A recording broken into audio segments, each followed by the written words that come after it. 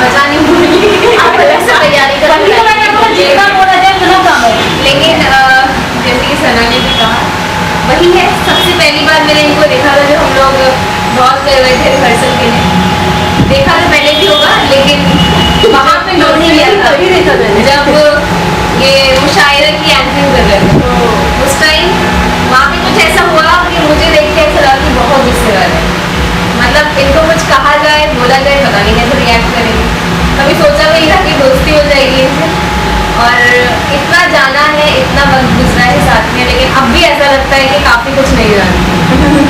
ऐसा लगता है कि अभी भी बहुत कुछ जानने को बाकी है, लेकिन इन शॉर्ट यही बोल सकती हूँ कि बहुत अच्छे एग्जाम है और अल्लाह को खूब कामयाब।